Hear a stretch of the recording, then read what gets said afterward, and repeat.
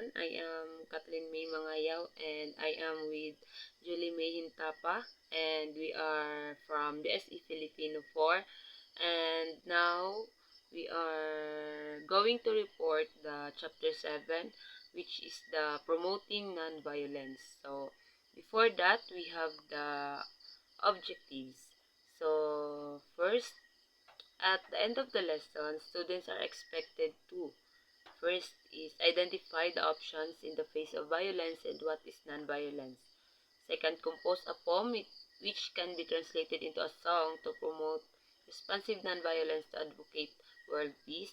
Lastly, apply non-violence actions to resolve conflicts peacefully. So, before we are going to go with our main discussion, we have an activity first.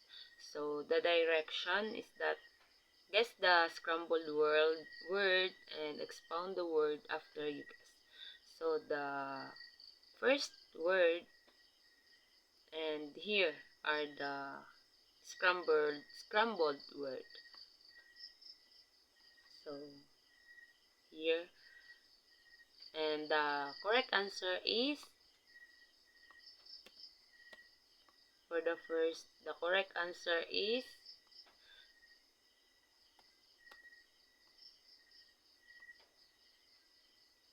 non-violence.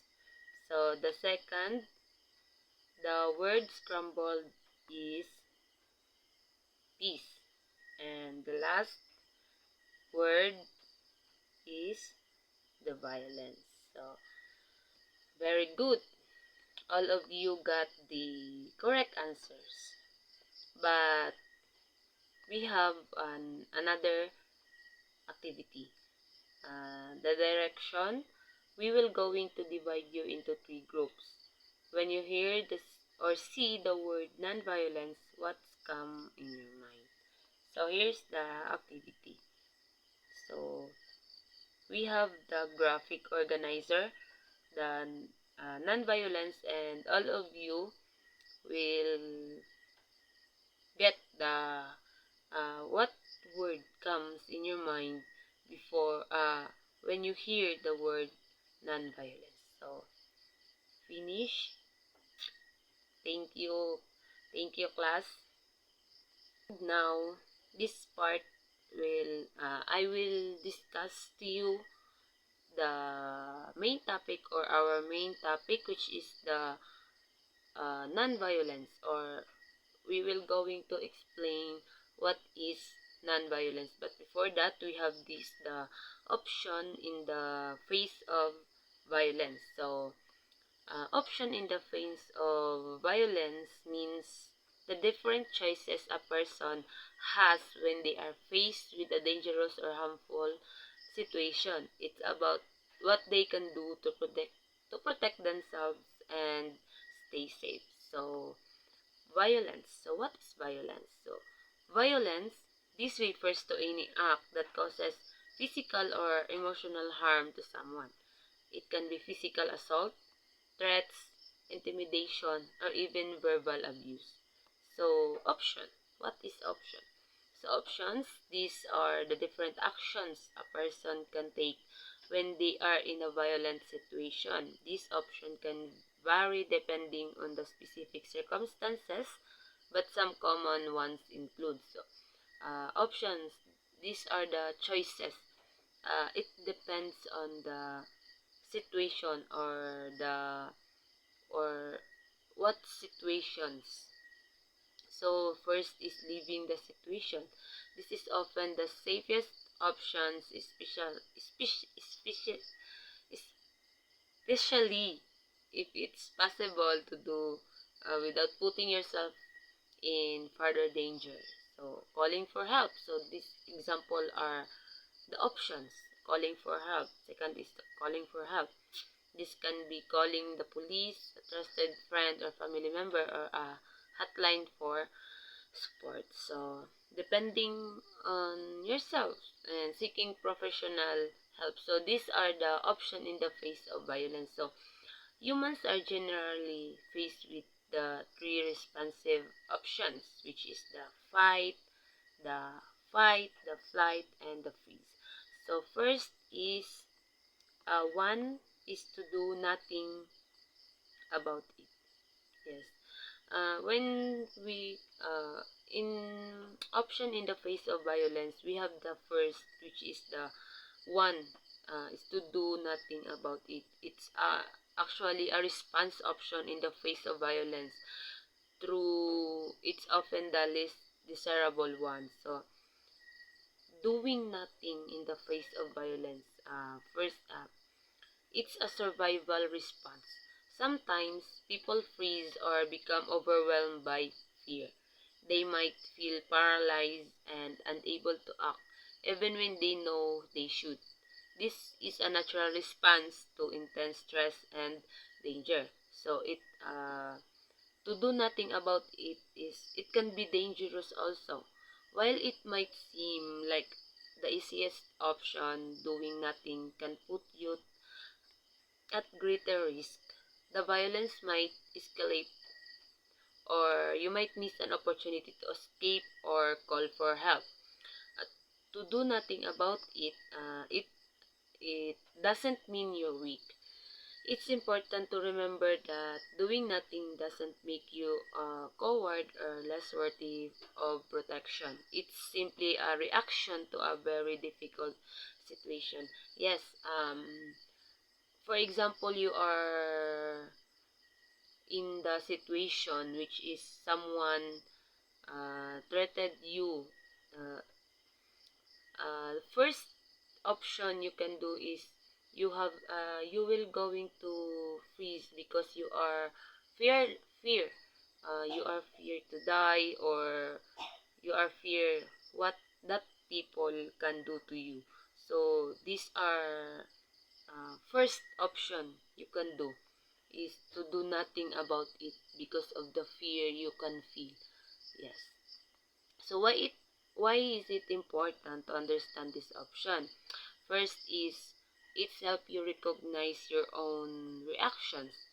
That if you find yourself doing nothing in the face of violence, it's okay to acknowledge that this is a common response. Yes, this is a common response. So, for second, it encourage seeking help.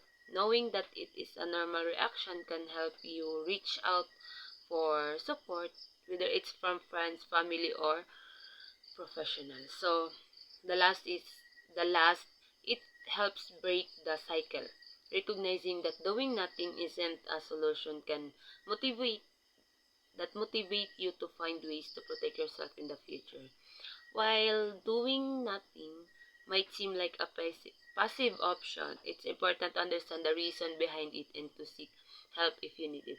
So we can judge that person to do nothing in the midst of situation because it is a normal response to do nothing about the situation. So it this reaction cannot make us coward, or cannot make us.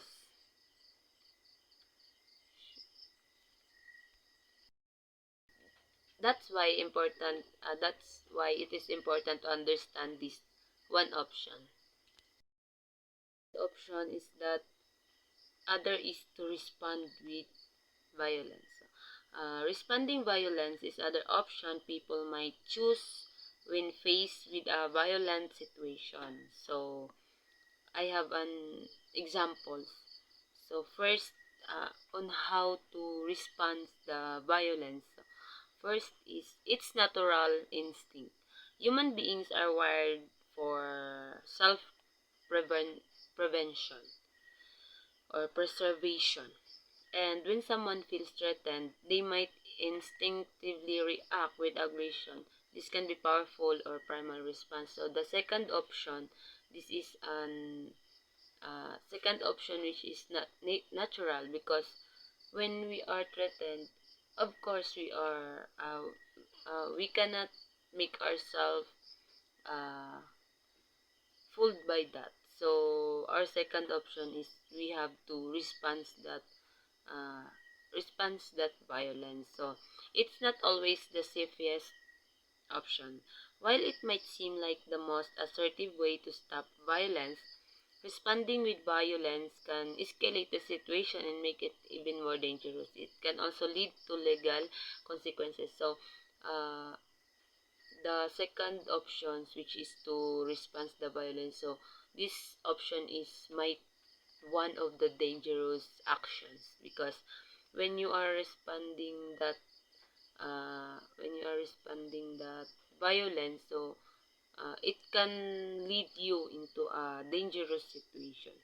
So why is it important to understand this option? First, it helps us recognize the complexity of violence. Violence is a complex issue, and there's no simple answer. It's important to understand that responding with violence can be natural reaction, but it's not always the safest or healthiest choice. So it can be traumatizing. Even it's traumatizing because even if successful in stopping the violence, responding with violence can have a significant psychological impact. It can lead to feelings of guilt, fear, and anxiety. So it is important to understand. Second, it's encourage seeking safest alternatives, and it promotes self-awareness. Responding with violence is a complex issue, and it's important to understand the potential consequences before making a decision. There are often safer and more effective way to deal with violence. So the last option is to respond non-violently. Responding non-violently to violence is the most challenging but potentially the most effective option. So, I have an example on how to respond non-violently. So, first is that it means choosing peace. When you are responding non-violently, you are choosing peace. It's about prioritizing the escalation and avoiding further harm. Even when you're feeling threatened or angry, it involves finding ways to calm the situation and protect yourself without resorting the physical aggression. Second, it takes courage. It takes courage to stay calm and non-violent in the face of violence.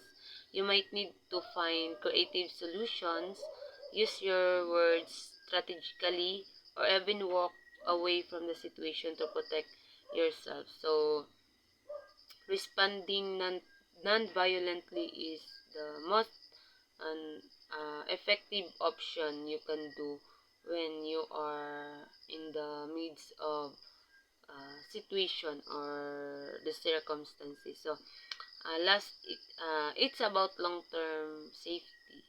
Responding non-violently can help break the cycle of violence and create a safer environment for yourself and others. It also allows you to maintain your own moral integrity and avoid the potential consequences of using violence. So, why is it important to understand this option? So, first is that it empowers you to take control. Non-violent responses give you back agency in a dangerous situation, or you're not just reacting, you're choosing how to respond. So it cannot make you coward. So second, it models healthy conflict resolution. When you respond non-violently, you demonstrate that there are other ways to deal with conflict besides violence. So this can inspire others also. Last, it helps build a more peaceful world. Each act of nonviolent resistance contributes to a larger movement for peace and justice. So, responding nonviolently is not always easy, but it's a powerful choice that can have a lasting impact. It requires courage, creativity, and commitment to peace. So, that's all. That's three options in human uh, in dealing with situation or circumstances. So the first is to do nothing about it. Uh, Second is to respond with violence. And the last is to respond non-violently. So those are the three response options. So I hope you all understand what are the three common options, or the three common option we can do when we are in that particular situation. So let us continue. The failure to act may be due to fear, helplessness, or indifference. So the failure to act in the face of violence can stem from a variety of reasons, and fear, helplessness, and indifference are all significant factors. So we have here the breakdown of how this emotion can contribute to inaction. So first is the fear. Fear can be paralyzing. It can make people freeze, unable to think clearly or act decisively. It can make people, this fear can be rooted in the threat of physical harm, retaliation, or even social ostracization. So second is the helplessness. Sometimes people feel powerless to stop violence, especially if they perceive themselves as having no control over the situation. They might believe that their actions won't make a difference, or that they only make things worse. So why is it important to remember that these are complex emotions? These emotions are often intertwined, and one can lead to another. For example, fear can lead to helplessness, and helplessness can lead to indifference. So they can be influenced by societal factors, social norms, cultural beliefs, and power dynamics can all contribute to a culture of silence and inaction around violence. So it's not always easy to overcome them all. So the second phrases, we have the those who resort to counter violence say that they motivated by the desire to seek justice or to defend one's life or dignity. But alas, uh, violence produces anger and bitterness on the part of the victim, setting off a dangerous cycle. So those who resort, it's a complex issue where people who use violence often justify it as a way to seek justice, protect themselves, or defend their dignity. But the problem is violence can create more pain and suffering, leading to a dangerous cycle that's hard to break. So we have here the breakdown or on of what you are saying. So first, the desire of justice. People who resort to violence often feel they've been wrong, and that violence is the only way to get justice. Yeah, because some of people do violence to get that justice because they are eager to get that justice, even they can harm people or they can hurt other people. They can use violence. Yes, self-defense and dignity. Sometimes violence is used as a way to protect oneself, to defend one's honor or dignity. People might feel threatened or humiliated and react with aggression to regain control. Yeah. Uh, it also can be self-defense and dignity. And it depends on the situation also. So why is it important to remember that violence is never the answer? Yeah. While seeking justice and protecting oneself is important, there are always better ways to achieve these goals without resorting or violence. Yes, it is true that violence is not the answer to gain that justice. There are other ways without any harm to get that justice. So, uh, here are some things to consider. First is peaceful alternatives. Second is breaking the cycle and promoting empathy. Yeah, that's all. We have the last one, which is the non-violence. On the other hand, seek to create a situation that would liberate victims from silence and helplessness to understanding and solidarity. It seeks to create a crisis that would force the adversary to open the door to negotiation. According to M.L. King Jr., 1963, cited in Holmes and Gunn, 2005. So, according to these phrases or this paragraph, liberating from silence and helplessness. So, nonviolence aims to give voice to those who have been silenced by violence. So, it empowers victims to share their stories, find support, and stand together in solidarity, creating a crisis for change. So, nonviolent action often creates a situation that so disruptive and impactful that it forces the oppressor to acknowledge the injustice and seek solutions, so opening the door to negotiation. So, why this approach is so powerful? First is moral high ground, long-term change, and inspiring others. So, King's words remind us that nonviolence is not just about avoiding violence. It's about creating a new reality where everyone is empowered, understood, and heard. It's about building a world where peace and justice are the ultimate goals. So, that's all my report, and Julie Mihintapa will going to continue. So in this moment, we will be discussing the non-violence. So when you heard non-violence, what comes first in your mind? Yes, Aryan, Roman, very good. So when we say non-violence or ahimsa is the refusal to do harm to others humans as life is scared and is an absolute value. It is anchored in the belief that humans have the potential to change. Sa madaling salita, ang non-violence, it is the principle of abstaining from causing harm to others rooted in the belief that all life is sacred. It emphasizes that inherent potential for human change and growth. So according to ACA or Action para sa Kapayapaan at Katarungan or Action for Peace and Justice 1987 defines that it is a principle, a way of life or tool for change that considers the human person as the highest created value which must not be destroyed.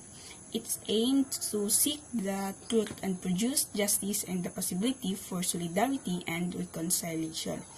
It aimed to liberate the oppressed and the oppressor through moral persuasion. So non-violence is a complex and multifaceted topic, and there are main questions that arise when exploring this philosophy and practice. So non-violence in peace education, it is ultimately seeks to instill values and skills for solving conflict non-violently.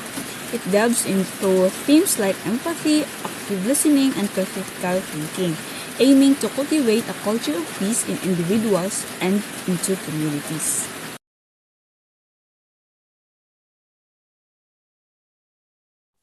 So now, I have a question for you.